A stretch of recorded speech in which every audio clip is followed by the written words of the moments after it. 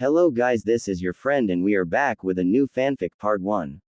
Which is what if Naruto and the Kyubi became one part 1. And if you enjoy this fanfic then please press the like button and subscribe to my channel for more fanfic like this. And now let's start the fanfic. He remembered the burning in his stomach and the cries he had screamed in the night he had been born. It was both a blessing and a curse as the seal was still on his stomach. He had been granted the genin rank after succeeding in protecting the scroll of seals and immediately had celebrated with Iruka. He had been shocked when he was told that the great Kyubi no Kitsune was sealed within his stomach. Anyone would be afraid to learn that a gigantic Kitsune was inside you, but he was just a kid who had gone through so much that it didn't matter. He only aspired the Hokage title for anything resembling recognition from the villagers, but soon he knew that it was futile with the Kyubi still sealed within his stomach. It didn't matter to him. He would get something out of the villagers even if it were terror and fear. It didn't matter if he had to beg the fox to give him the power. He looked at the Chunin who was smiling at him and then he noticed that he had eaten his ramen slowly for a change. Thinking was really putting him off as his eating speed slowed to an almost normal pace. Naruto looked at the Chunin who looked almost relieved when the kid in front of him had stopped eating and stood up. Naruto mentally chuckled and said, "Iruka-sensei, I'm gonna go home now.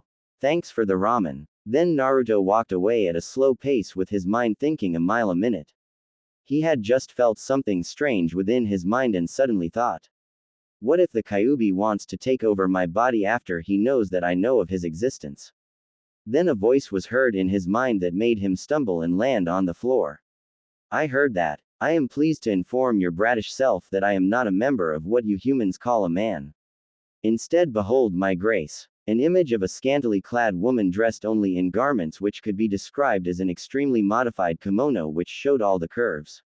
Naruto's face paled as he saw the 9 tails sticking out of the kimono and the red eyes. The woman was currently standing against a miv cage which held her trapped. Then he got in his home as fast as possible. He closed the door and let himself fall on the bed. When he fell asleep he noticed that he was standing outside of a miv gate which was covered with locks of all kinds. With a small push the door opened and the locks fell to the floor as the push crumbled them. Then he saw the cage with the gigantic Kitsune no Kitsune within it. The Kitsune hadn't noticed her visitor and was still thrashing in the cage, apparently irritated at something. Naruto coughed briefly and the miv demon turned towards him and said, "What do you want?" Naruto just stared as the Kyubi once again shifted into young female form and scowled at him and said, "Come to gloat at your prisoner. Come to humiliate the great demon Kyubi." Suddenly the smile disappeared and she grabbed his orange jumpsuit and let a tail flick through the bars and immediately it latched onto Naruto and dragged him into the cage. There the Kitsune turned woman smiled evilly and pressed her lips to the struggling young boys and she let her chakra seep into him. Naruto screeched in pain as the malevolent chakra began eating its way through the chakra paths, making the original chakra disappear. Blood began to pour out of the belly button and soon a pool of blood was formed and the seal was rapidly disintegrating. Not that anyone noticed because no chakra was emitted from the body. Naruto awoke with a startled gasp. Oin moment he had been kissed by the woman and now he was awake. He looked around and saw that he was bathed in a sticky liquid which was red. He smelled the familiar smell of fresh blood and saw that his jumpsuit was shredded and lay a few meters away from him on the ground. What really managed to make him gasp was the tail that was sticking out of his backbone. He gulped and suddenly he felt a tripping sound and saw that 9 tails now adorned his body. He groaned and said, "Why always me?" Then he looked at the clock and saw that it was almost time for Academy Cleese. A voice was heard in his mind. A voice that came from his tormentor. Don't you want to kill them? Want to destroy their houses and kill their bodies? Ravish their women and slaughter the men? Destroy their very souls for the hurt they have caused you? He didn't know what to do and he just stood there and replied back. Why did you do this to me? What is the use of me gaining tails and claws? He had just seen his claws that now adorned his hands and almost had ripped off a good chunk of meat of his legs when he scratched an itchy spot. Kyubi's voice was heard in his mind. Don't talk out loud, you baka. Think about you speaking with me and we can speak. And I merged with you a little. It's just going to heighten your abilities 1,000-fold. But you need to get in shape. And for the love of myself, don't wear those ridiculous orange jumpsuits. Naruto thought about the things that had happened to him. The beatings he had to endure from the villagers sometimes when they grew frustrated. The shinobi wouldn't do anything against it. It made him so angry that he wanted to rip them apart into bloody bits and then eat those bits and relish in the sweet taste. Kyubi was grinning in her cell. Finally, she and her container would once again terrorize this world again and cause much needed destruction. Finally, she could show the rest of those pricks that she was the undisputed queen of hell. Naruto didn't know it yet, but by giving into his darker emotions he would eventually become the monster he had been destined to be instead of a happy-go-lucky idiot who could only think of ramen and powerful jutsu. Naruto looked at the chunin responsible for the naming of the teams.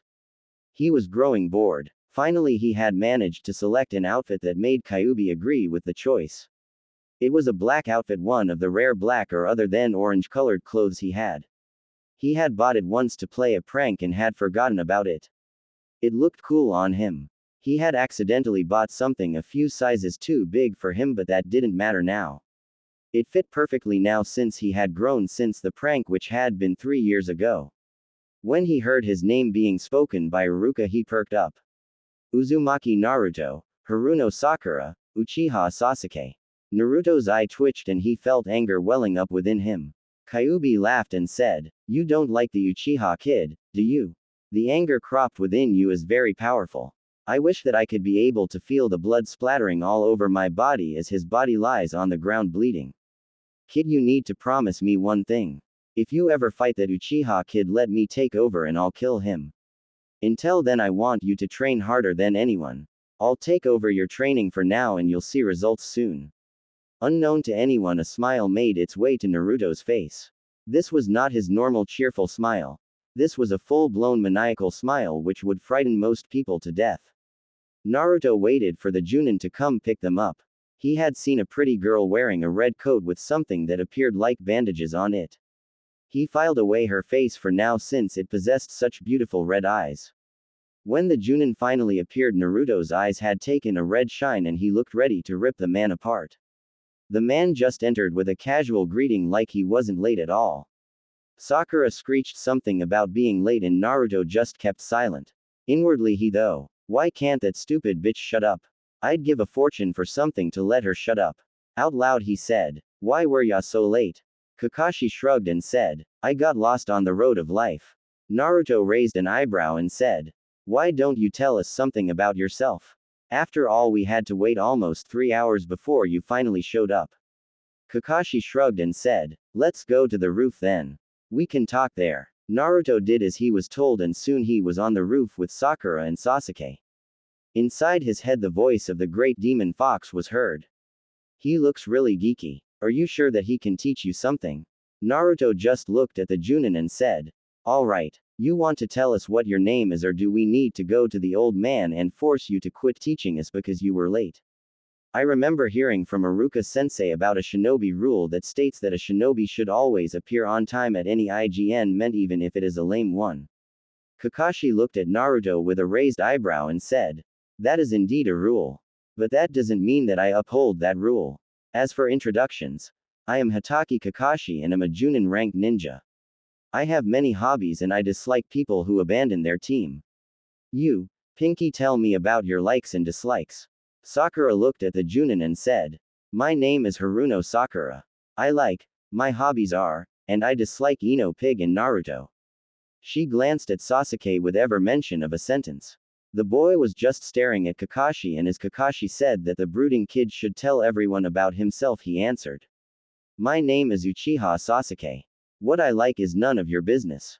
I don't have a hobby, but it is more of an ambition. I want to kill a certain man." Kakashi thought about that and said, "Alright, now it's your turn, Blondie." Naruto's face contorted briefly into a grimace full of anger and hatred and his eyes briefly turned a blood red. Then he regained his control and said, "My name is Uzumaki Naruto. I like Sakura-chan and ramen. My only dislikes are the time it takes for ramen to cook and Sasuke tem." Kakashi shrugged and said, "Tomorrow we are going to hold a little survival training. Be there around 8:00 in the morning. And don't eat. You are going to puke it all out if you do." Then he disappeared in a poof of smoke. Naruto looked at his teammates and couldn't help but be disgusted with them. Sasuke was a kid with only vengeance on his mind apparently. He had met Itachi a few years ago when he was still a little kid around 5 years old. Itachi had then been promoted to Anbu leader and had trained him for same time letting him see some of the Anbu techniques. Naruto didn't know why but Sasuke seemed to be a brooding kid and didn't like to spend time with anyone. The only one that Sasuke looked up to was his older brother.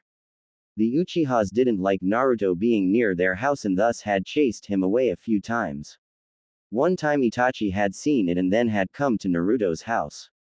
After eating a bowl of ramen with the kid, Itachi had gone back to his house and had left a promise to train Naruto in all which would become invaluable within time. So Itachi had set out to train Naruto to become a shinobi and had succeeded well. Flashback. A 5-year-old Naruto was standing in a clearing with Itachi standing next to him. The older boy who was around 11 at that time spoke up. The thing that is the prime aspect of a shinobi is stealth. Use the shadows to your own skin and you shall be invisible. Naruto nodded and went into a shadow and tried to disappear. Itachi sighed and said, "You have to make yourself almost invisible to your enemy. Like this." Then Itachi stepped into a shadow and seemingly disappeared. Only a blurry image could be seen. Then he appeared behind Naruto and tickled the younger boy's ribs, making the kid laugh. Itachi resumed teaching Naruto about several things that were unmistakable Anbu level at least. Techniques were discussed to make the earth swallow the enemy and immobilize their forces. Apparently Itachi was either thinking that Naruto didn't get the general idea of the lesson or he was just a genius who thought that Naruto must know as much as he did. And indeed within a few lessons Naruto was able to use a jutsu called Doden, Tsuchi Suduru no Jutsu. It made it possible for him to hide in the earth and then attack from below. Itachi had been proud of his student. So proud that he had taken Naruto out on a small shopping trip and bought him a new set of kunai coupled with a black jacket and pants. When asked for the reason for buying them, the Uchiha heir just said, "I thought that you should wear something less attention-drawing than that orange suit. Black really suits you." Then the Uchiha heir had been whisked away by a pair of Anbu who wanted to talk with him about their next mission. Itachi had smiled at Naruto and the boy had smiled back. Then the Uchiha Maker had happened and Naruto caught a fleeting look of Itachi as the boy darted over the rooftops and finally disappeared into the forest. Naruto hadn't paid much attention to it, but then he heard about the Maker after a day and he let a tear fall to the ground. End flashback. But now was a time for rejoice. He would finally get something done here. With a cry of Doden, Tsuchi Suduro no Jutsu, he was hidden in the earth and sneaked up on Sasuke with the idea of pranking him a little. Kyubi snickered in his mind and said, "Try this, kid." Then information was suddenly being uploaded into his brains and suddenly he knew a jutsu which would shock the boy. He appeared out of the ground behind Sasuke and softly he said, "Waroke no Jutsu." Sasuke knew that someone was standing behind him and when he turned around he saw a very voluptuous woman standing there with a grin on her face. She leaned over and said, "You want to have me, pretty boy? Then catch me." Naruto in female form jumped at Sasuke, who just did what anyone would do when having another person flying at them with great speed. He extended his arms and Naruto landed in them and snuggled a little, making some blood trickle out of Sasuke's nose. Then Naruto decided to stop playing around and he rose and his S hit Sasuke's face and got covered with blood as Sasuke's nose exploded in a shower of blood. Kyubi grinned in his mind and she briefly began to rattle the cage she was kept in and shouted, "Go get him, Naruto. That's my boy. Woohoo." After Kyubi's applause he paused and looked at Sasuke with an evil grin forming on his face. Then he got towards Sasuke and got him out of his clothes and grabbed some rope and then tied him with the rope and hung him off the ceiling clothed in only his boxers. A few hours later the person who found Sasuke was Iruka, who had just finished a mission. After hearing the amazing story about the woman, Iruka just blinked and shrugged. It wasn't really his concern. Naruto went to bed that night with a devilish smirk on his face while the Yukai within his mind was partying about something and shouting things like that she would want to get within his pants.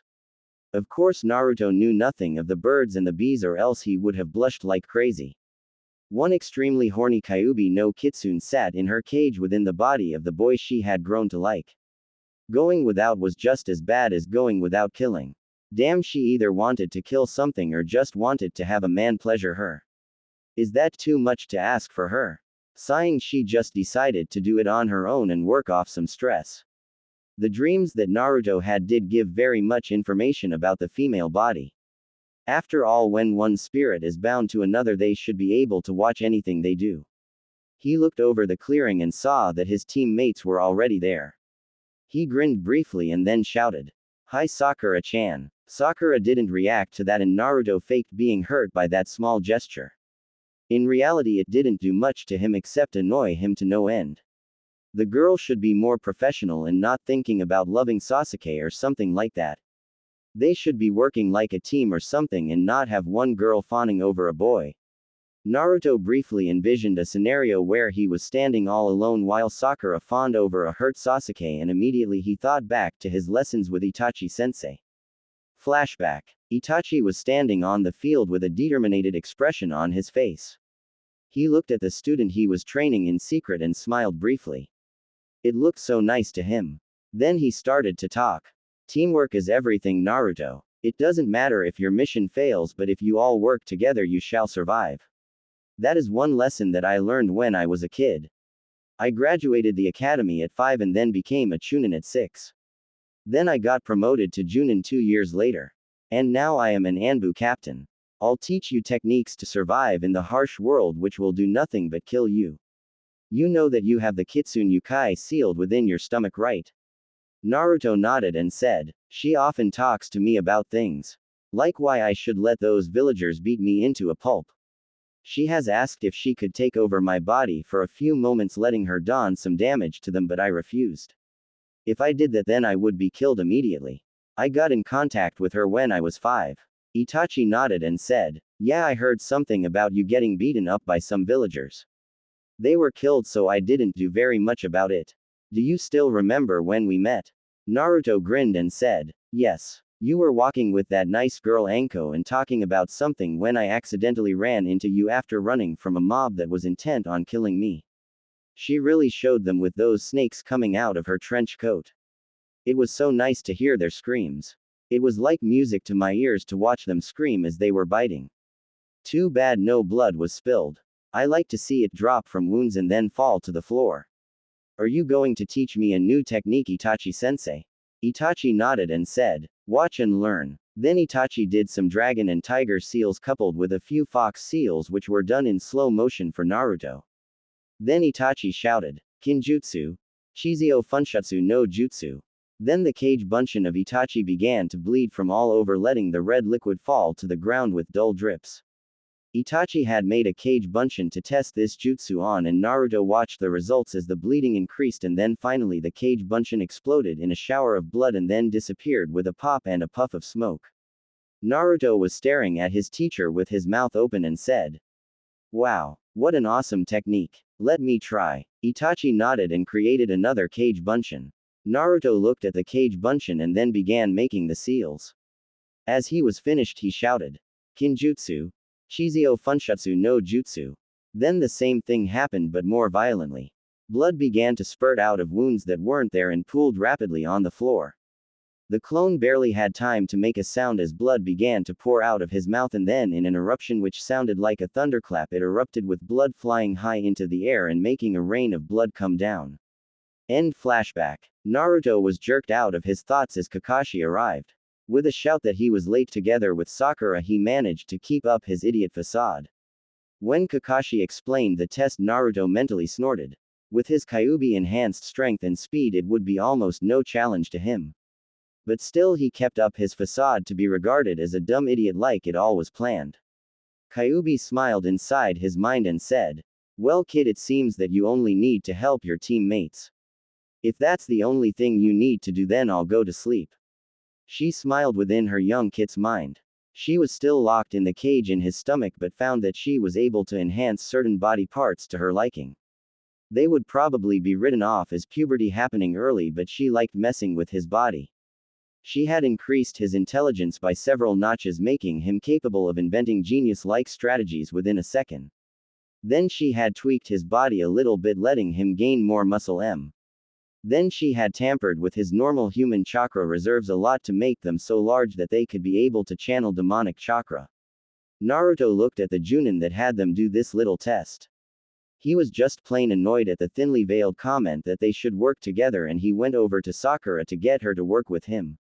Come on, Sakura-chan. Let's work together and beat Kakashi-sensei. Sakura gave him a cold look and said, Sasuke-kun is far better than you, Naruto. Just shut up and watch Sasuke-kun. Then she went back to staring as Sasuke attacked Kakashi. Sasuke was easily blocked and Naruto jumped out from the hiding place and ran at the Junin while making seals. Then with a cage bunshin he attacked when he had finished some seals and it had appeared. Kakashi didn't show surprise but just dodged the attacks, and Naruto looked at Sasuke and said, Thanks for distracting him. I hope Sakura will do her part. Then he attacked again, this time with more gusto, and soon Kakashi was forced to dodge at an accelerated speed as the punches and kicks were getting faster and the kunai that were thrown were coming faster and faster. Kyubi was having fun at the moment. She loved showing that lazy Junin who was boss. And the fact that she was adding her own speed to the boy's body, it would be easy to get the Junin to accept defeat. Mentally she got some good surprises planned for the Junin. Once the boy learned her ninjutsu they would be invincible.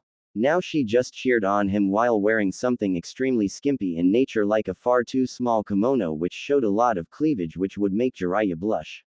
After all, she had large ETS which were bouncing now as she cheered on Naruto.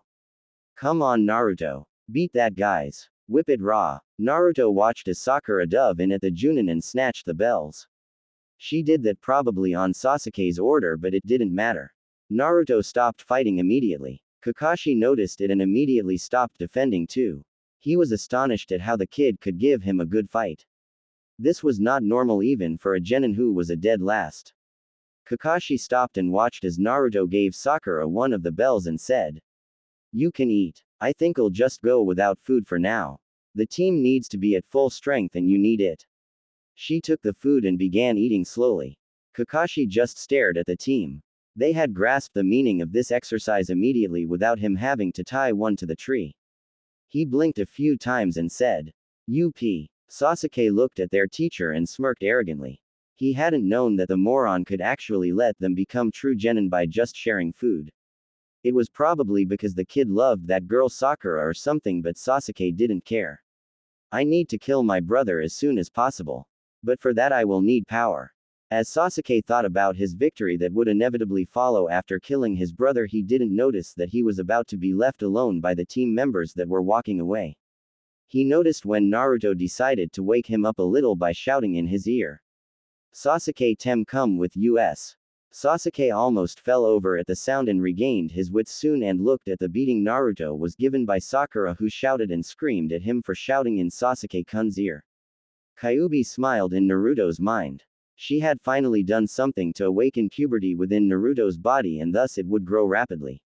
She grabbed herself and moaned deeply. She would need some relief tonight, as she had seen a fantasy that was in Naruto's subconscious mind which had tremendously excited her. It was one of her and him together with whipped cream and some other things. Naruto blushed a beet red as his mind was suddenly bombarded with mental images of women, and he briefly gulped as he looked around in the cage that was Kyubi's prison. He looked at the hot kitsune and blushed. She was sitting on a bed with red sheets in the color of blood and was pleasuring herself. When she noticed him, she stopped and said, Naruto-kun, I want to teach you something every boy should be taught. It is time for the talk. Naruto gulped as he had heard of the talk from his friends. They had just stammered a few times and were uneasy whenever a girl came close to them. He hadn't gotten the idea behind it, but when he woke up that morning he noticed that his underwear was soiled and that he'd have to wash it quickly to get the white stains out of it. Kyubi had taken the initiative and had showed him what exactly she was talking about. It still made him blush at her expert lecture on it. But what she had done to him was rather pleasant. That was all there was to it. Naruto was getting bored. He had to do jobs that weren't suited for a ninja of his caliber. Kyubi had urged him that he should at least be able to do an A-rank mission with the knowledge that was within his mind and the jutsu he could do. The jutsu that were kinjutsu were the jutsu that he could do best. Yukai jutsu were also very good under his control, as he was able to call up a cage bunshin and endow it with the spirit of Kyubi, who took that opportunity. She now created a habit of making herself a cage bunshin and appearing in different places. One time she had surprised him by jumping onto him while he was in the shower. A wrestling match had ensued between the Kitsune and Naruto, which had ended in Kyubi overpowering Naruto by a great margin and him ending up getting slammed into the wall. Iruka had looked at him strangely when he entered a few seconds after that, and Naruto had just grumbled something about women being too strong for their own good and had gone back into the shower and had forcibly thrown out Kyubi, who slammed into Iruka, who got a nosebleed after looking at her big tits. When he had come back to the land of the living, he only saw Naruto standing there looking sheepish at him. With the vivid image of S still in his head, Iruka asked Naruto, "Who was that woman, Naruto? I don't think I had the pleasure to meet her yet. And please tell me how the hell she got into your shower." Naruto just stared at him and said, "It's none of your business how she got into my shower. And I don't even know how she got in there. Usually she just sneaks into bed with me. Damn hentai, always trying to get me to sleep with her." Iruka just looked stupefied at the scene in front of him. The apparent Dobi was now holding a small conversation with him about a pervert woman who sneaked into his bed. Since when had the kid been so smart as to actually complain about those things and not just shrug them off as ignorance? Then Iruka finally processed the conversation entirely and said, "Why would she sleep with you?" A strange grin made its way to the Chunin's face and Naruto just smirked and said, "Ual intercourse is often referred as sleeping with someone. That's exactly what she tried to do. Don't worry, Iruka-sensei. I'll keep her under control." Kyubi snickered within Naruto's mind. "He doesn't have a chance in hell if you ask me. He couldn't even stand unto me if I were in heat. Kitsune often need for a long time, and I think that you need some release soon." Then she retreated from his thoughts and Naruto just said, "Don't worry, Iruka-sensei. I'll take care of her. Are we going for ramen?" Then Naruto cast a genjutsu around Iruka, which would make him believe that everything was just a figment of his imagination. It was a cool jutsu that had been taught to him by someone who hadn't stated his name to Naruto. Naruto had learned it at a very young age. The only thing he could remember from that mysterious sensei was that he had yellow snake-like eyes and black long hair and wore a Junin uniform, and that it was a tall man. Naruto just used it on Iruka and got a mental applause from Kyubi and just smiled seemingly at nothing. Then he decided that there would need to be some entertainment, and when he got back to his home he noticed several things. That Kakashi was relaxing in one chair while reading his book. Naruto just sniffed disdainfully and said, "Nay, Kakashi-sensei. Why are you here?" Kakashi looked at Naruto and said, "Naruto, Hokage-sama has decreed that we are to do a C-rank mission since we have already done all our Ignid missions for this week. We are to protect a man named Tazuna and we will be expected to leave within 10 minutes. Pack your bags and we'll be off." Naruto nodded and Kyubi came out in a cage bunshin. Her 9 tails swung in the air as they flashed and started to fill a small backpack, which was now filled with kunai and other shinobi gear. Soon it was packed and she smirked at him and kissed him on the lips and then disappeared in a poof of smoke. Naruto looked at the place where she had last been and then sighed and slung the backpack over his shoulder and noticed that Kakashi was about to leave and said, "Kakashi-sensei, wait for me." Kakashi nodded at his loud student, never even suspecting that it might be an act. When they reached the gate, Sakura and Sasuke were already there with Tazuna. The fat man looked at Naruto and said, "Is that little boy going to protect me?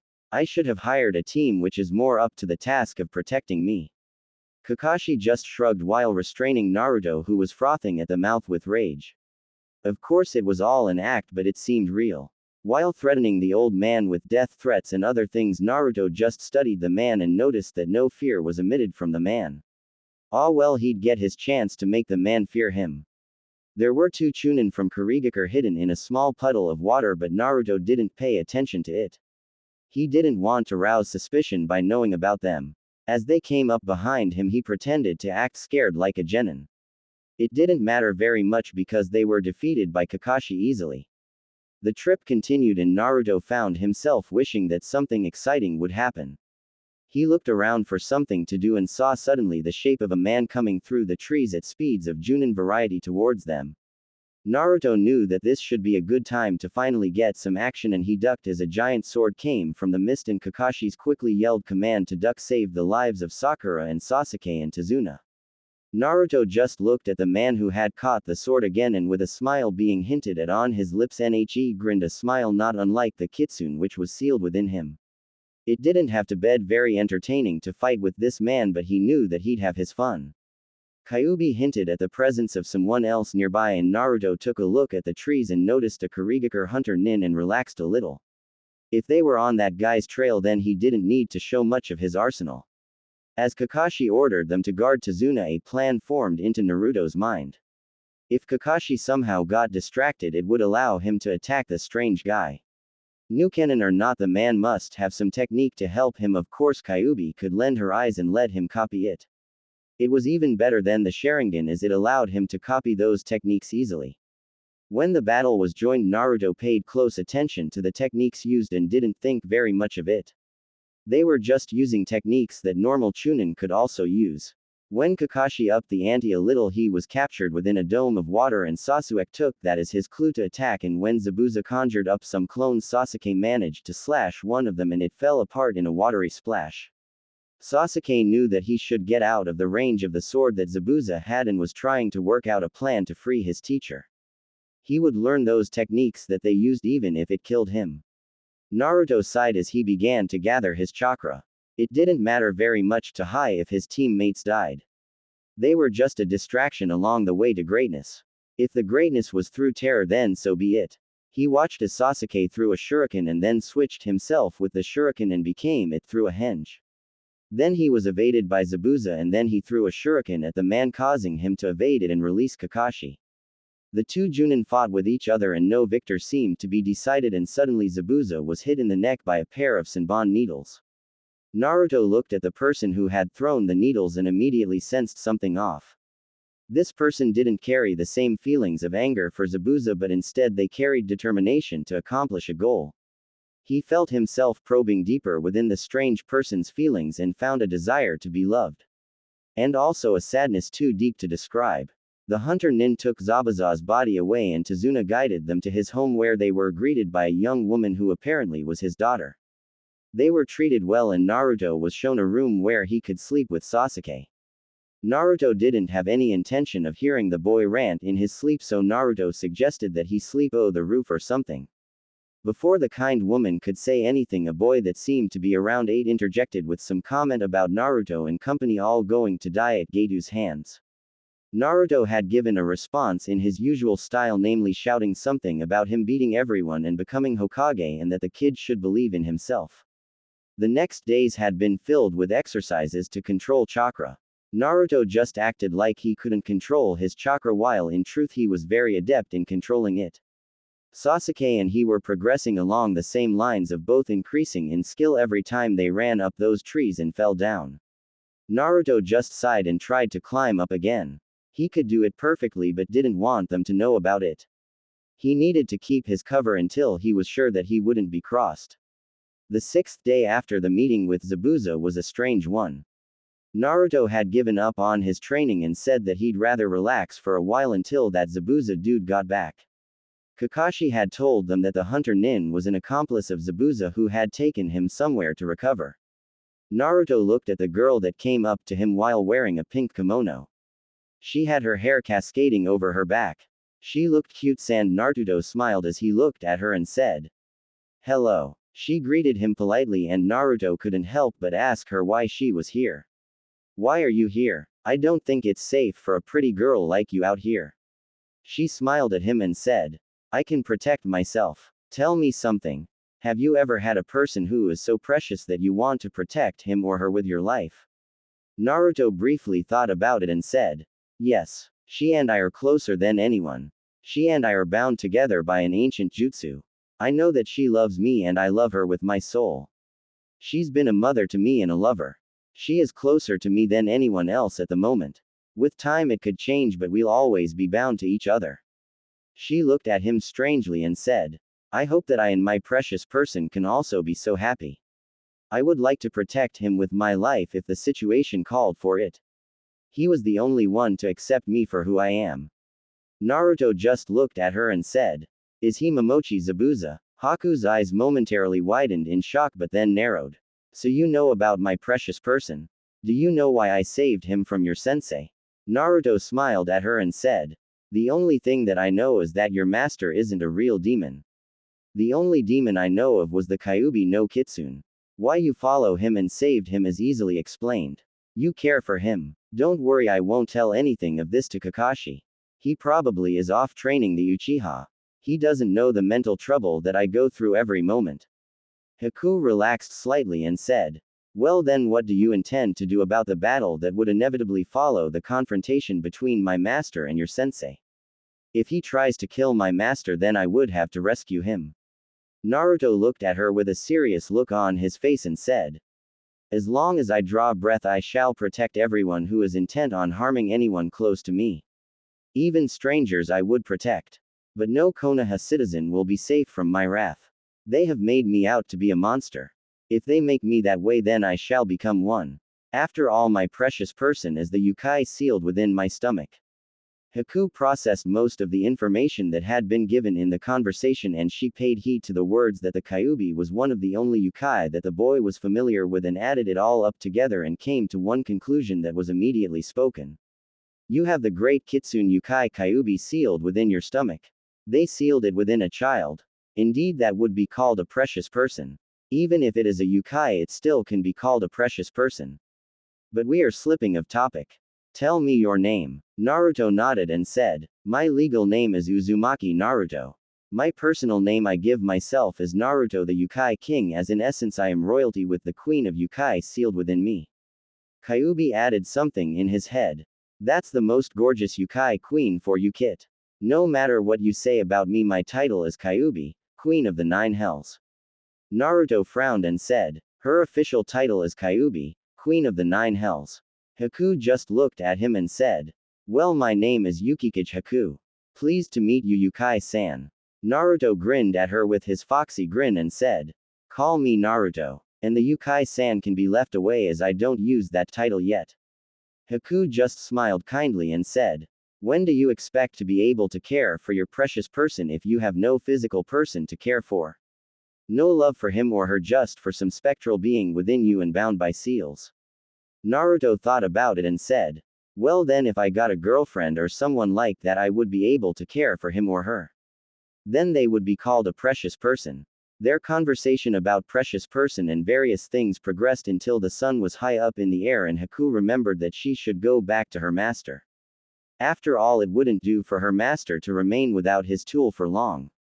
When she got back to Zabuza, she got an inquisitive look and immediately told the man what had happened. Momochi Zabuza was a clever man. He was able to kill all the genins of the mist exam without him being one. That gave him his nickname Demon of the Mist. He opened his eyes after he had closed them to think better. Then he said, "So it seems that the student of Sharingan Kakashi is quite averse against his own village and has a Yukai sealed within him. Maybe I could use him as another tool. Come on Haku, let's move and kill the old man and get our money." She nodded and within mere seconds they were gone. Naruto in the meanwhile had come upon the idea to create his own comic book, which he eagerly started working on. He knew that it wasn't perfect, but at least with Kyubi's help he could try. "You need to accentuate the busts of the female characters a little bit, Naru-kun. That way it would be far more effective than simply making them as huge as possible. There are some men who like that, but I don't. I like women who have S that are nice and soft and not like melons. Like mine, for instance. She jumped once and made her S bounce once."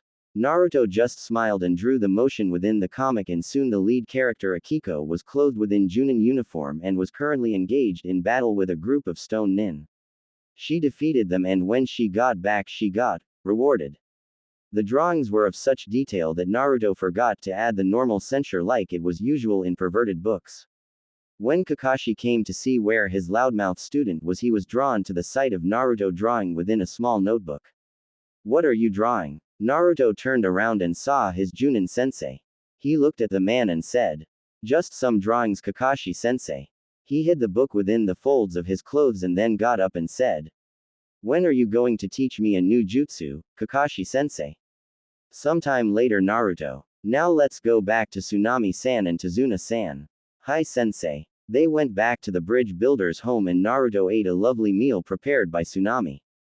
The next day would be the one that Zabuza was going to show up and Naruto was almost giddy with excitement. He looked at the house where he had been left because he had to take care of some things. The hiding of his comic wasn't very easy. He went outside and saw two men herring Tsunami. A grin gray won his face and within 2 milliseconds the men had a kunai lodged right between the eyes. They fell over dead and Naruto just grinned and his eyes turned red. Let's give them a taste of the power of Naruto and Kyubi-chan. Naruto grinned and he jumped onto a tree and started to run as fast towards the bridge that was being built. When he got there he looked at the scenery and noticed Kakashi fighting with Zabuza and Sakura guarding Tazuna. The weak child was even looking scared at the prospect of having to fight a Junin Nukenin. Naruto just looked at the scene of Sasuke trying to fight the pretty girl named Haku. A smile appeared on his face as it seemed that Sasuke was going to be beaten. With a speed that was close to being a blur he jumped into the mirrors and he looked at every reflection of Haku. A pity that we are on opposite sides. It would be nice to see you in another situation but this means that I got to fight. Naruto got in a ready stance and was about to launch an ult on the mirrors but Sasuke just looked at him and said, "Stuff it Dobi. I can handle this guy by myself." Naruto watched as Sasuke was being filled with Senbon needles like some sort of pincushion and he smiled. Too bad that you don't have a Yukai within you Haku. It would have been a pretty nice thing to see them duel. Haku just gave a mysterious smile and said, "This technique is the demonic ice mirrors. I got one sealed up within me but it isn't very visible to the outside. It was done by sealing it within my inner coils. I think that yours is being bound by some sort of death seal, am I correct?" Naruto just nodded after getting a small mental fragment of comment by Kyubi involving something about sealing methods.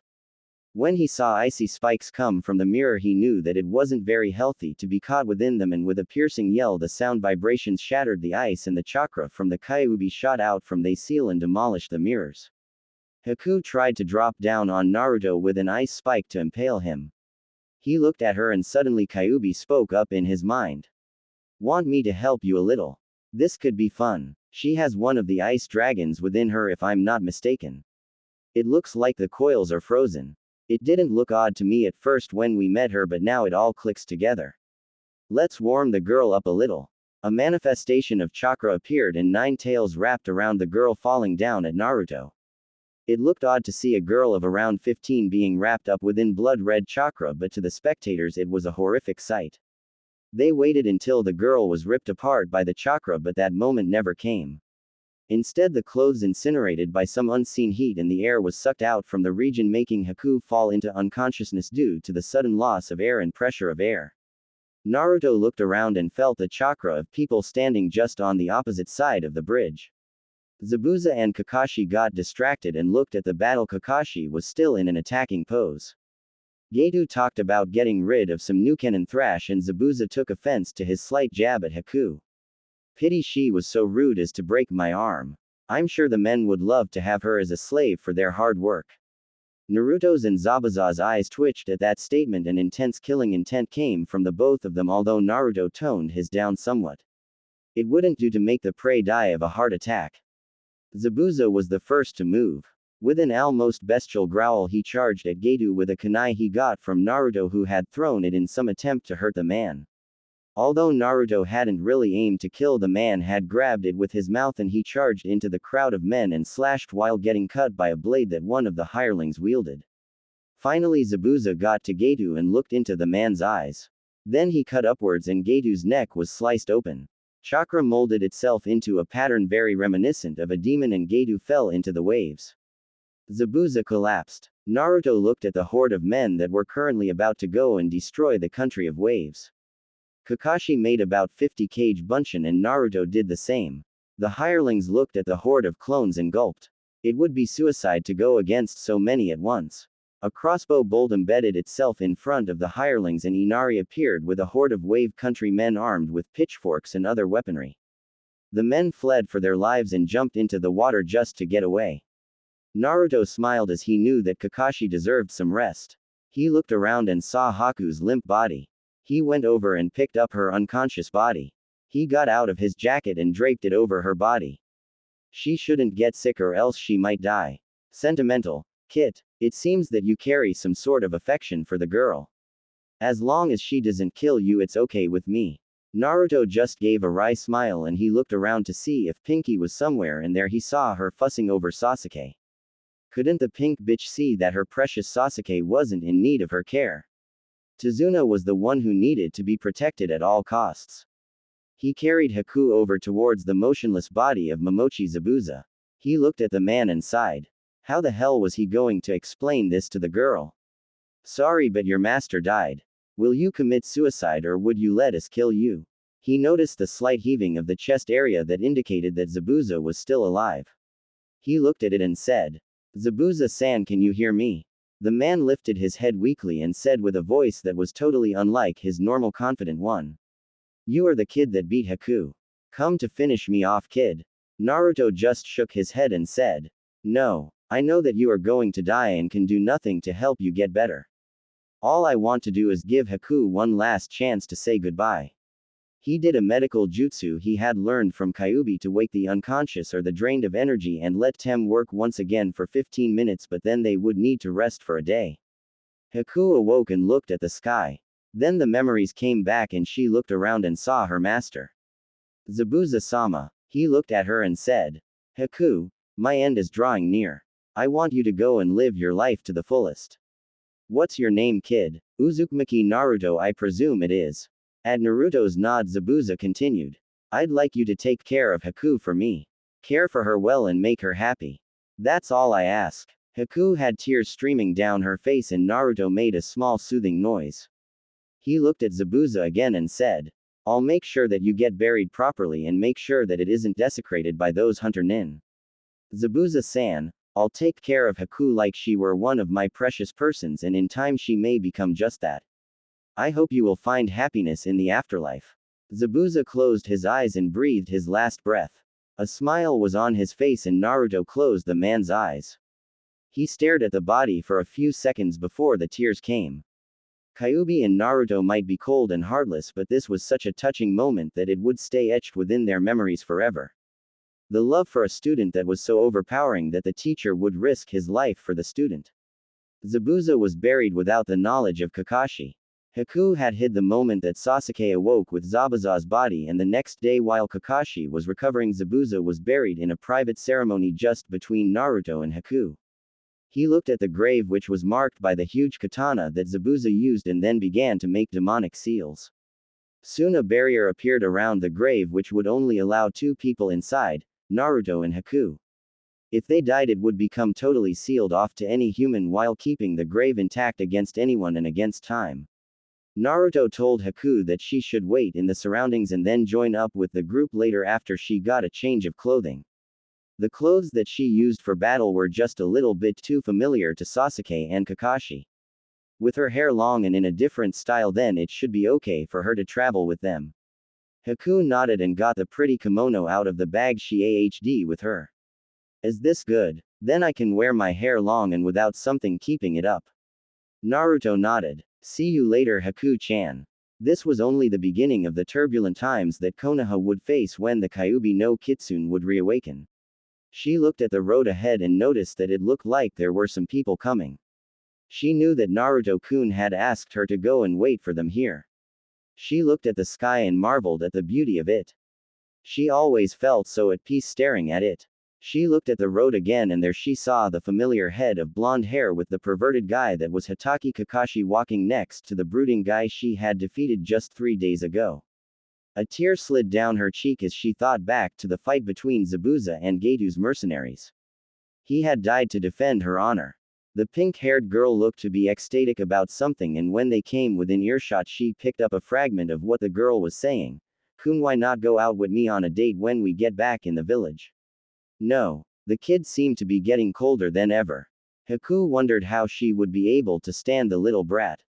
Sure, Naruto-kun might provide her with someone to talk about loss. She had the great dragon Ryumazugiri sealed within her from birth. It came with the bloodline limit that a dragon of the icy kind had to be sealed within the heir of the clan, and even because her mother hadn't wanted her to become one of the members of the clan, she couldn't refuse it and had actually used the pendant that contained the spirits of ice dragons and had sealed one into her. When they reached her, she looked at Naruto and he nodded and walked over to her. "Hi, miss. What are you doing here all by yourself?" "Just traveling towards Konohagakure for a change of scenery, kid." Naruto apparently decided that he should act like some untrained bumpkin and shouted, "Don't call me kid. I'm going to be the Hokage one day." Naruto looked at her and let a small smile slip to his face. He looked exactly like the dumb moron everyone thought him to be and was currently one of the most powerful shinobi from his age group that he had met. Sure, he couldn't beat Kakashi easily, but with some amount of skill he could beat the genin easily even without relying on Kyubi's power. Said pervert was looking at the pretty girl and perverted thoughts were running through his head as he said, "We are from Konohagakure and are just returning from a mission. Would you like to travel with us, young lady?" She let a blush slip onto her face and said, "I cannot pay for your help, mister. I don't have any money with me since my sensei died." Kakashi looked at her and found that there was something familiar about her but couldn't think of it at the moment. For all he knew, she could be one of those porn stars he had read about in the latest issue of that magazine that was especially made for men who liked to look at women especially conditioned in the right areas and would for money. She looked at the man and winked at him, making the older pervert turn red with the icky thoughts he got. "Sure, we'll protect you, miss." The answer from Konoha's #1 technique specialist surprised Sasuke a little, but when he looked at her a little better he said, "You are that boy I fought against." Naruto knew that Sasuke had said something that would incite Haku to go onto a homicidal killing spree. He watched as her eyes took on a blue tint and the temperature in the area chilled to the point that several on the GR leaves were frozen. She looked at the Uchiha brat and said at a tiny that was as cold as the freezing air around her, "A boy, you say? Does this look like a boy's chest to you?" Then she grabbed the front part of her kimono and ripped it open. Bounced a little as the kimono was opened and the undershirt momentarily disappeared with a small burst of kitsune chakra that was dispensed without the Junin noticing. Kakashi stared once at the student of Zabuza's chest before keeling over in a dead faint. The sight of real live flesh was just too much for his perverted senses. Even if he was an open pervert, he never met a girl which exposed the S in public. Sasuke was stunned at the display. As Haku was standing close, he reached forwards and touched one of the S, incidentally the right one, and squeezed it. The look that came from Haku's eyes could have killed men who were so dumb as to mention fat in the presence of Choji. Then Sasuke's nose erupted in a geyser of blood splattering Haku's pink kimono. Looking at what Sasuke had done and then at the still raging female fury, Naruto decided to watch the show as he saw Pinky come up and start herring Haku. And yes, the girl was really mad at Haku-chan. Ublackkhaired. "How dare you expose your chest at Sauke-kun?" was the first sentence that came out of Sakura's mouth, and Haku's undershirt reappeared as the kitsune chakra did its magic again. Haku straightened out her kimono and looked at the girl and then at the two unconscious guys. Kakashi's mask was bloody with all the blood that had left the nose of the man and was now streaming down his neck. Haku wondered if she had actually shown something like her genitals to the man, if he would have died from blood loss. Now the underdeveloped girl had to say something about it. "Why do you call me a? If the Uchiha kid had asked you to suck him off, would you do it?" Sakura looked at that confused. "Why would I suck on Sasuke? It's not like he is some sort of lollipop. You stay away from my Sasuke-kun." Haku just snickered and began to look another way. "Shut up, Pinky, I'm thinking of a way to get your stupid gay crush to wake up. Naruto-kun, please help me help Hatake-san to get up." Naruto was about to go and help her put Kakashi in a sitting position, but Sakura interrupted his movement by saying, "Now you are going after Naruto Baka too. You really are such a that you would happily go and show your tits to him too." Haku just glared at the girl and said, "Listen, Pinky. If he isn't complaining, then it must either mean that he's used to you calling him a baka, or that he just is too stupid to acknowledge the fact that you are a no-talent shinobi who should get executed the moment she exited the academy. In Kurigakure it was totally different. You had to beat the student you were ignorant to into a pulp unless you wanted to get beaten into a pulp. All shows you why I was one of the most feared of the Kurigakure hunter nin little girl." Ever heard of the ice dragon of Kurigakure? It is a good thing that I don't got any mission to kill you, or else I would have ripped you apart the moment I laid eyes on you. Naruto just grinned like an idiot. She sure is protective of you, isn't she? This might get interesting. I think this is what humans classify as a rivalry or a catfight that might occur any moment. If Kakashi doesn't wake up soon, he's gonna find a bloody student of his. Humans are so weak when they see the barest hint of flesh. Hey, I'm human and yet you have deemed me worthy of being your mate. Baka. Did you forget that we are one now? When we first met, you accepted the change that made you a demon. By the way, I think that you should apologize for the insult of thinking that I would have let a human have with me. You are giving head tonight instead of me. Naruto watched the proceedings with the pink-haired girl and Haku as they glared at each other. Kakashi woke up a few hours later and Sasuke was carried by Sakura as she still sent glares. That night they made camp and Kakashi said that Konohagakure was still a day walking from the position they were at. There were 3 tents. One for Kakashi, one for Sasuke and Naruto, and one for Haku and Sakura. The girls had similar twitches in their eyes and they vowed to kill the other if they made a peep during the night. The next day Haku came to the discovery that somehow she had fallen asleep and was now currently nestled against the blonde demon carrier who was still sleeping soundly. Where Sasuke was could only be one big question mark. She looked at the sleeping kid and decided to have some fun. Gently she took her hair and mussed it up like she had a wild night. With a devious grin on her face she exited the tent to find Kakashi getting out of his own and then freeze as he saw her get out of the tent that was definitively not the girl's tent. A squeal of joy was heard and Kakashi turned his head to the girl's tent only to find Sasuke shooting out of it with a rapid pace which only the morbidly embered could. He was currently as the day he was born and in possession of a blush on his face. Kakashi could only watch as he knocked Haku down and scooted into the tent. Not pleased with a boy crawling over her. She looked back and saw Sasuke in the process of putting on some boxers. Noticing that Naruto's face currently was adorned with an almost diabolical smile, she grinned too and got out of the tent. Naruto followed mere minutes after that. We had fun, didn't we, Naru-kun? Making sure that the pink girl got into that tent and then placing Uchiha next to her equally must have been a dream of her for a long time. I wonder how the parents of Pinky are going to take the fact that she had slept with a boy. By the way, you are much larger than the Uchiha in size. Naruto grinned and looked at Kakashi, who had a look of utter astonishment on his face and clearly was shocked by the prank he had done. With a smile eerily reminiscent of a certain kitsune yukai sealed within his belly, he walked towards his sensei and grabbed the face mask and pulled it down and finally looked at his sensei's face. With a grin matching Naruto's, Haku looked at Hatake Kakashi. She looked at a relatively normal face which could have been called cute if someone ever got to see it. Then the man pulled it up again and looked at her. He raised an eyebrow at her and Naruto but didn't comment on it.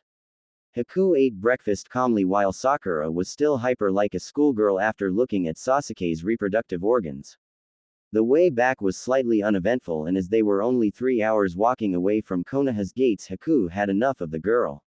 If she made another comment about how fantastic Sasuke-kun was or how much of a baka Naruto-kun was, she was going to teach the girl a lesson that she wouldn't forget very soon.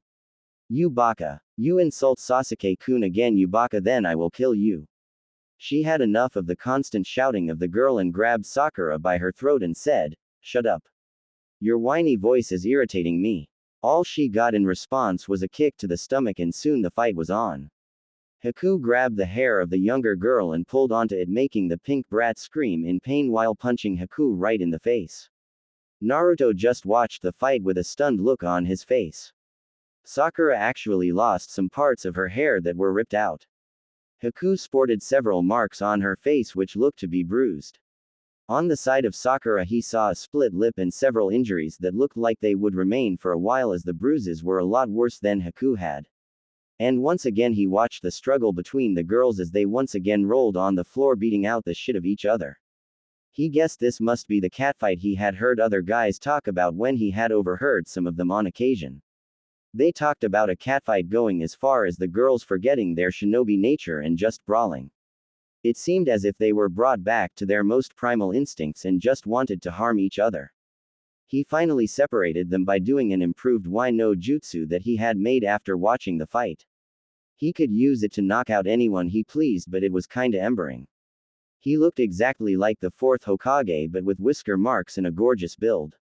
Haku had blushed as red as a tomato and had then stopped fighting with an unconscious Sakura whose mind had gone into an unconscious state after seeing an exceptionally handsome man. Naruto had grinned and made himself useful by grabbing her hand and helping her up. Then he grabbed Sakura and they had all walked towards Konoha, off to the village that was going to be the victim of the demons. A new chapter made especially for those willing to review it after I posted it. I got many reviews. Thanks guys, and I will answer them. Remember that I like reviews. Pre-read by Silverscale. Reviews section. Kitsuru Monokitsune. Sports a hentai grin. Did you like the scenes between Haku and Pinky? Next chapter is going to be even more exposure to lovely women. Yenim. I'll keep up the great work IKF, you keep on reviewing me. It makes me feel good when I get reviews like yours. Ranma Hibiki. I hope you liked this chapter. Foxfire Spirit. A lot of girls is Kurtithran. I hope that this chapter is better. Shikevel. Naruto won't be gentle with the people he meets in the Chunin exams. Killing them is a prerequisite, of course. June. Dragon Girl Jun. Never heard of you but interested nonetheless. You single. Well, in my opinion the tone of voice is too high in the anime for Haku to have been a boy. Most boys have a slightly heavier voice and even Naruto sounds like some hyper kid. Haku's voice almost sounds like some high school Japanese girl and it's calm. Boys are rather rash and insensitive and it might very well have been a measure to protect herself by claiming that she was a boy. After all, it is one good and nice body that Haku possesses. Andy could imagine a girl posing as a man because she doesn't want to get raped. In some animes you can barely distinguish between male and female. Take for instance Sailor Moon, which features Haruka Tenno, who dresses as a boy and is regularly mistaken to be of male gender. Almost no chest but still female. I hope that answers that question. Katie 8 Gun. Beaten Pinky enough.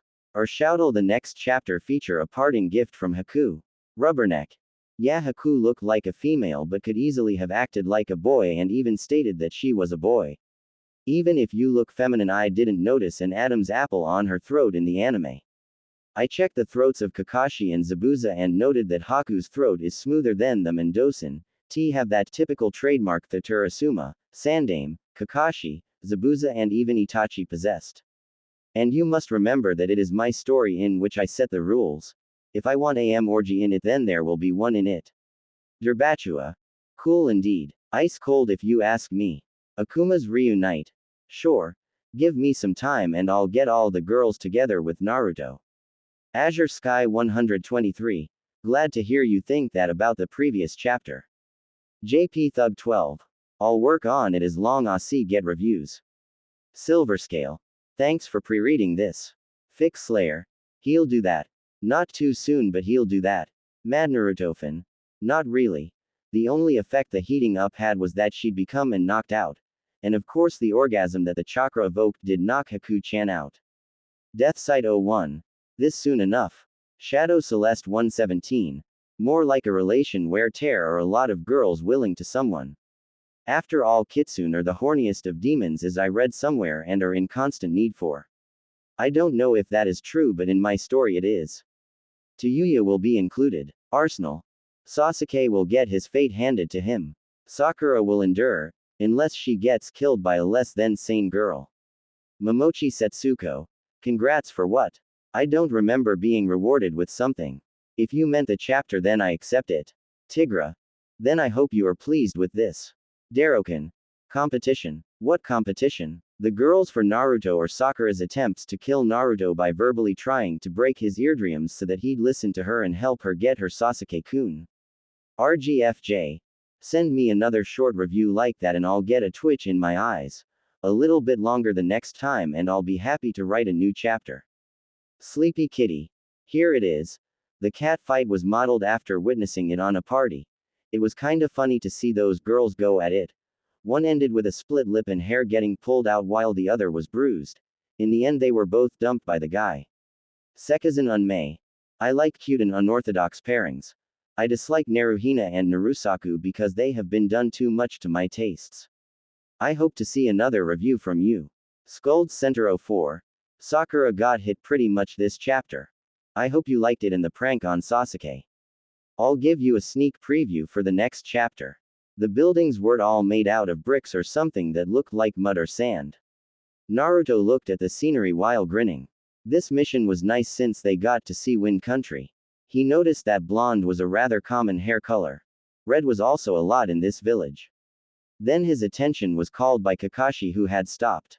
That enough for you? He looked at the gates and with a grin on his face he entered the village with the small group behind him following him.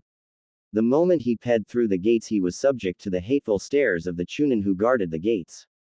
Naruto looked as if he didn't notice the glares and just walked along happily while his mind was busy with devising new ways to torture someone with only a small plastic knife. His mind began on a downward spiral as he began to think up ways to mutilate someone without even lifting as much as a finger but letting chakra do the mutilation. But then he'd have to be in contact with someone or something like that. It didn't matter to him anymore, but for his continued survival he had to keep up the facade of a dumb child with mediocre skills. He looked at the streets that were littered with humans. How dare they even glare at him? The Yondaime had said that he was to be a hero and they treated him like he was their worst enemy. Although that was the truth, although the villagers didn't know that yet.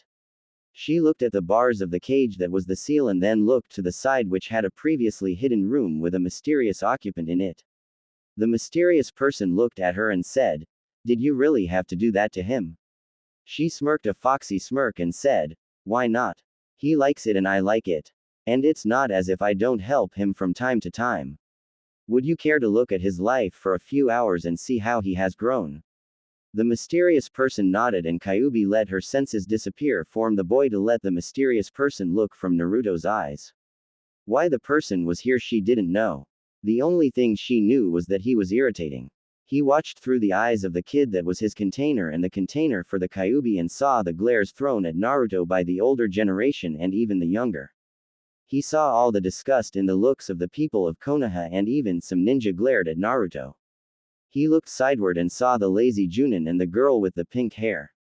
Another girl wearing a pink kimono was walking with them and the person could feel the feelings within this body for the girl. Naruto looked at Haku and felt something tighten within his chest. He didn't know what it was, but thinking about Kyubi evoked the same feelings. He just silently observed them as it served as a great distraction from the glares. He gently studied the curves of her face and the form of the body. He sighed as he looked at Sakura, who was glaring at Haku. Wouldn't the girl learn from her mistakes that it wouldn't be very healthy to attack someone who had been ranked as a nuke nin? With a small smile on his face he went into the building where they got their missions ignited and looked at the various teams that were embled there. It didn't look like there were many teams currently receiving or returning missions. Sarutobi looked at the new entrants and mentally he was happy to see a smile on Naruto's face. It was quite rare to see a genuine smile on that kid's face. Sarutobi knew all about masks and the like from his own time of training under the Nin Shadaime. He knew how to distinguish sadness or happiness within every movement of the face. Then he looked at the rest of the people that followed him inside. Kakashi wasn't much of a surprise as he was once again reading his dirty novel. The pink-haired Haruno child was also no surprise. The next person made Sarutobi's breath hitch for a moment. How the hell could he have missed this pretty girl? She looked so good and probably must have a good figure beneath that kimono as well. Naruto looked at the old man and mentally evaluated the old man. He was one of the few that treated him like a human being and for that Naruto was grateful. Maybe he should put off destroying Konoha until the old man was dead. He didn't know why he was thinking that line, but he knew that it somehow made sense. If only he was sent on a mission without a high-profile Junin with him, then he might be able to make a breakthrough with the seal and release her into the world once again. The slightly pensive look that was on Naruto's face showed that he wasn't paying much attention, and when he bumped into someone he was jerked from his musings.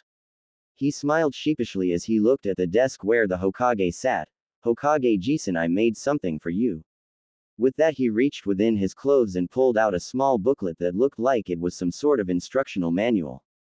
The Hokage, being intrigued at the contents, opened the booklet and the real cover came into view. It was a magnificent drawing of a girl with green eyes and purplish hair which was standing in a suggestive pose. It took most of his willpower not to let his nose explode in blood as he flipped the next page. Sarutobi chuckled and said, "It looks very nice, Naruto-kun. Have you tried going to a publisher yet? This is magnificent work." Naruto just grinned sheepishly and said, "I just got back, Hokage-jisan. And I doubt that anyone would publish something I made." The old man chuckled and said, "Well then, I think I'll take this to a publisher later today and we'll see about keeping you anonymous. This is almost better than the work of my old student." Kakashi walked over to the Hokage and glanced at the booklet. A small choked gasp came from his mouth and a few seconds later a perverted giggle came from his mouth. "Ma, Naruto, you should really publish that one. So that's what you were working on. I wondered about that." Then he turned to Hokage-sama and said, "Hokage-sama, Team 7 is reporting back from our mission to Wave Country. We brought with us one nuke nin who after the death of her master has followed us. It appears like she is willing to join our village." Sarutobi looked her over once and said, "Kakashi, what rank would she get if she joined us now?" "At least high-level Chunin or even Junin. She displayed rather impressive skill that was equal to her teacher Momochi Zabuza." "All right then, it's settled. Miss, would you please state your name?" She looked at the old man who was smiling kindly at her and nodded. She stated her name and looked at the old man who just smiled. "Well then, Miss Yukikage, I think I'll list you as a Junin with medical capabilities. If you'd like to join the Hunter Nin squad, then I suppose that can be arranged." Haku just nodded and said, "I'll live with the person my master appointed to me before his death." Without further ado, she walked back behind Naruto and took a pose which looked like a relaxed one, but you could see the muscles being tense so that any attack could be anticipated. Naruto looked at the proceedings and missed the small smile that the Hokage wore. "Kakashi, I want you and your team to accompany Kurenai's team on a mission to Sunagaku. I think there might be some hindering factors on the road to it and I want you to accompany them to make sure there is enough protection for the scroll." "Hi, Hokage-sama." Sandaime just smiled and said, "Get a good night of sleep and I'll hand you the scroll tomorrow." Kakashi nodded and Naruto gave a sigh of relief. He looked at the Hokage and said, "Hokage-jisan, I trust you to bring it to a publisher and keep my name a secret. Although if my name is to be printed on the book, then let them write Uzurame Narutoki." The Hokage just chuckled, making a slight word play on your name. "All right, I'll tell them that's the name of the author. I think it'll be published within the week. And thanks for letting me read it." "No problem, Hokage-sama." With that, he walked out of the room with Kakashi and Sasuke following. Sakura had stood there just gaping at the casual way he had brushed off the Hokage. Then she too followed behind them. Haku had disappeared the moment Naruto first set one foot outside of the room. Naruto looked at the interior of his apartment and realized that it would take some time to clean this up. He set to work with Haku helping him. She got the empty ramen packages and the rest of the dirt while he was busy setting up a futon and other things. After half an hour they had cleaned it all and Haku looked at the blonde yukai container. She sat at the table and Naruto was about to put down his cloth which he had used to dust off the dust that had collected itself. In the local publisher's office, a meeting between the Hokage and the publisher was in progress. The man simply had taken one look at the book and leafed through it before exclaiming that it had to be published and would be in stores the next day. The next day the teams made their way to the gate where they met up with each other and Kakashi got a scolding from Sakura for being late once again without a valid excuse. With a grin on his face, Naruto set out from the gates while constantly being talked to by a girl with white eyes that always seemed to be looking at him. He looked at the Junin leading the other team and noticed that she had pretty red eyes but somehow couldn't recall her name. It didn't matter anyways since she had just ordered Kakashi to go and put that damn piece of filth that is called a book away or else I'll make sure that it gets in a very uncomfortable place. Kakashi immediately shut up and ordered the genin to go. Naruto looked at the sky as they walked the road that would lead them to Sunagaku. It didn't matter very much to him that there were other people around him, but he'd rather be free and wild. His instincts told him that if he ran free without clothing that there would be almost no difficulties reaching Sunagaku. Clothing is so restrictive. The Kyubi was once up to her normal mischief as she sent a mental image of a woman undressing towards Naruto through their connection they have. "Did you have to do that?" Naruto was a little bit peeved at the Kyubi for sending him that image, so a little part of himself had stiffened and was becoming uncomfortable. Sighing, Naruto got out a pen and some paper and made himself busy by beginning to draw the female curves first and then adding the other features of the woman he was drawing for the cover of his next book. Soon he had a nice girl drawn on the picture, and then he began to think about how the plot should be. At least there should be something in it that would truly be nice to his readers, and even if Konoha got eradicated, that it would still be a beloved book in the rest of the shinobi world.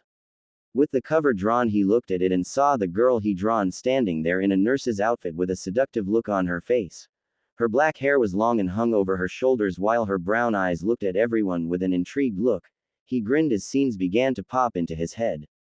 The main character would be a demon hunter who was resting at an abandoned castle where he would get attacked by ghouls and other undead creatures.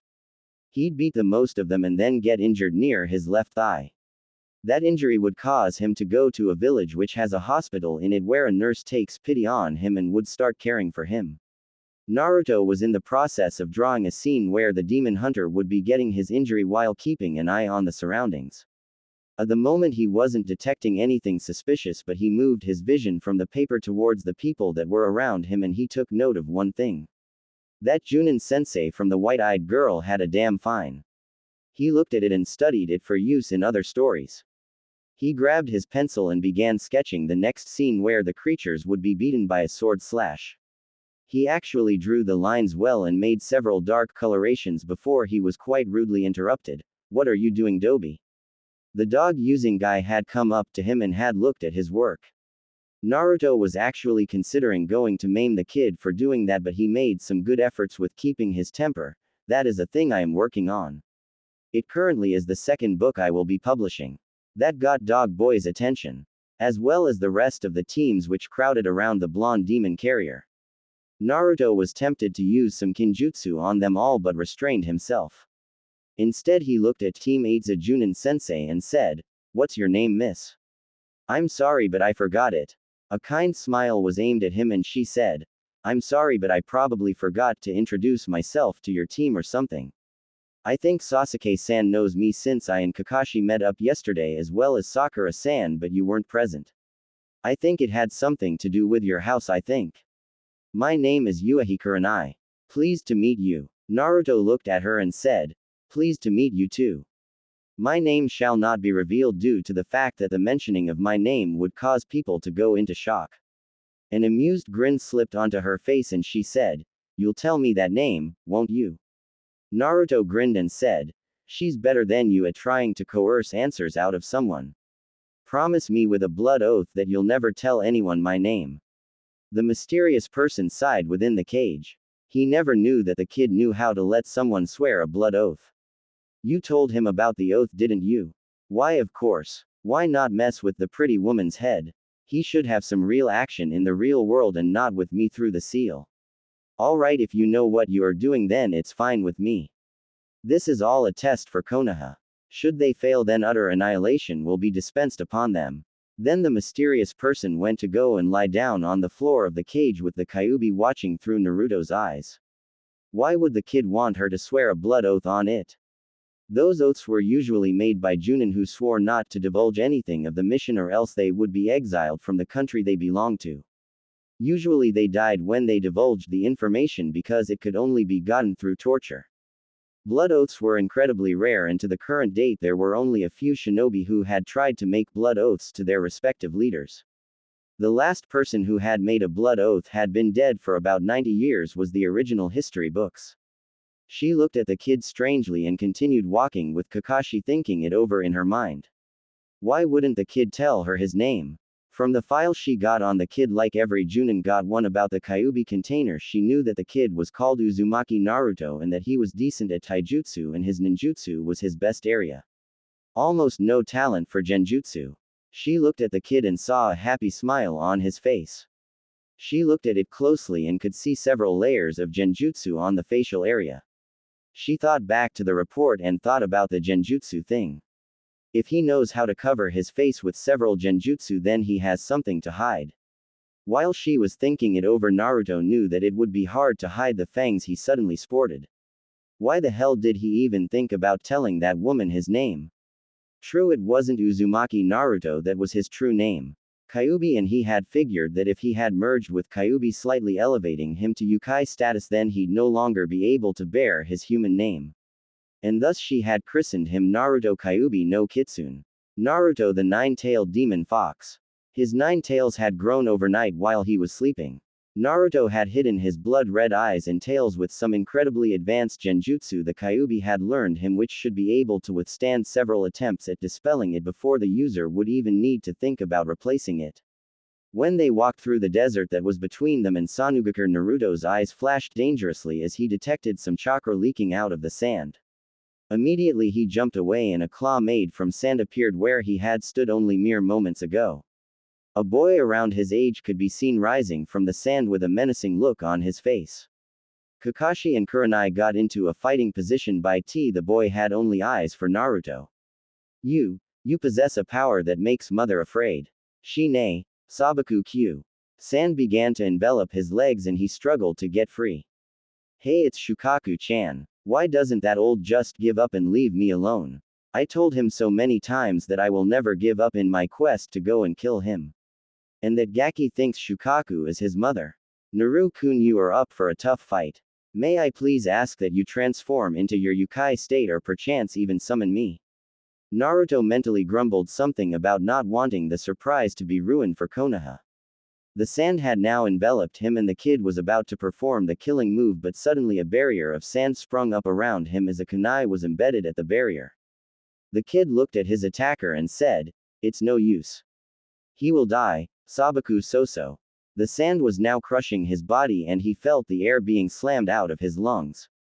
It became hard to breathe all of a sudden and he could do nothing but release the magnificent power of the Kyubi no Kitsune into the world. A red aura engulfed the sand and it was suddenly blasted apart with force and a figure appeared from the sand. The blonde hair was now longer and the clothing had changed. The clothes were now a long black coat and a uniform beneath it which was visible to the onlookers because the coat was slightly opened. The face looked mature instead of the boyish one. The blue eyes that had once shone with great vitality into the world were now a blood red while loaded with anger and hatred for humans in general. So he has used my body to try to get out of the confines of that sand dome. I should have guessed that since we resemble each other so much that he'd be able to draw out my original looks. Maybe he can even awake his Kekai Genkai without too much trouble. After all, his mother was one of the strongest of her clan. True, she was a marvelous woman. But thanks to those stuck-up bastards she didn't remember having birthed him in the first place. Now she was married to that stuck-up prick. Married. Makoto-chan would never have left me even if I was locked in here with you. The shithead used some advanced genjutsu memory wipe on her the moment it was confirmed you were dead. After all, she was his cousin and their precious blood had to be preserved. He cast several genjutsu to make her look like his late wife who died giving birth to her son. And nobody even dared to suspect the great and esteemed police captain to be hiding some secrets. Now you will pay, Shukaku. You ed up one time too many. Yuten. Kaiose no Jutsu. A bright red tail-made form Kyubi's chakra lashed out from Naruto and a grin came onto his face. Want to play a little, Shukaku-chan? I know that you don't like me, Shuka-chan, but you'll need to be sealed again or else you might become a hindrance in my plans. With a feral growl he threw the boy away and then the mysterious person took over. The eyes turned a brilliant shade of blue which made several of the people wonder what the hell happened to the kid. A bright flash was seen and Gaara was slammed into the air by a fast kick to the stomach. Then the mysterious person followed it up with his own version of the Ura Renge, opening a few celestial gates knowing that it wouldn't hurt due to Kyubi's healing rate. After a few slams with a foot and a fist, the demon-possessed kid fell back onto the sand and the mysterious person smirked. Now came the tricky part. Sealing technique. Gokyu Fujin. Chakra became visible on Naruto's fingertops and slammed right into the stomach of the demon-possessed kid. With a grin matching Naruto's, the mysterious person handed back control to Naruto. Anyo. What am I doing? All I remember was sand crushing me and now I'm standing here. Who's the panda guy? Kakashi could only stare. The kid had just executed a sealing method known only to the cages or those who studied sealing methods. This would bear some looking into. And the fact that the eyes had changed was also a thing that should be noted. Without much trouble they got to Sunagakure, and Naruto was the one carrying the panda guy, as he had dubbed Shukaku's container. When they got to the gates they saw that there were only 2 guards, and they looked in astonishment at Naruto, who was carrying the boy with the gourd on his shoulders, with the gourd visible for all to see. When Naruto entered Sunagakure, a silence descended over that part of the village. They saw their resident demon being carried by a strange kid who seemed to be accompanied by Junins from Konoha and a few genin. They parted to allow the strange group entrance towards wherever they were going. Naruto looked at the people assembled there and noticed their looks at the boy he was carrying. He noticed the fear in their eyes. He briefly entertained the notion of letting the Shukaku out just to make them experience true terror, but he decided not to. She wouldn't be so forgiving if he let her enemy out of its mortal shell. Then they'd have to fight against it, and Naruto didn't want to risk it now. It didn't matter very much to him, but at least he would have some fun. He's got some of your humor. I'm not exactly sure if I'd like him to get that from you. Of course he has my humor. He doesn't even know you, but I'm the one who's always been there for him. He trusts me completely. Kyubi just smiled and said, trust is pretty easily gained when a pretty lady would do anything for a guy. Kakashi got into the Cage's office and delivered the scroll, and Naruto decided to ask someone why they were so afraid of the boy he was carrying. He decided to ask a Junin who just stood there idle as if waiting for someone. Mister, can you tell me why everybody is so afraid of this guy I'm carrying? The Junin looked at Naruto and then gasped as he saw the Cage's son lying on the kid's shoulder. He is bad news, kid. If he were conscious now, I'm sure he would have killed you without much thought. Like Shukaku could ever hurt me. I'm too fast for that little git to hit, sir. The Junin got unnerved as the name of the beast imprisoned within Gaara was spoken, and his eyes narrowed and he said dangerously, how do you know that, kid? I'm his arch nemesis from 800 years ago. The damn bastard bit off a good-sized chunk of my tail. It grew back, of course, but I'm kinda angry with him. Then Naruto did a few hand seals and whispered. Yukai's secret jutsu. Illusion of forgetfulness. A black aura was momentarily seen around the Junin's head, and then he glared at Naruto and walked away without even having noticed Gaara. Naruto had enough of carrying the weight and threw Gaara off his shoulders, letting the body hit the floor. Then he threw the sand gourd next to the boy and then decided to have some fun with the boy. Even though he'd probably get into some trouble, he decided to do some things to the boy.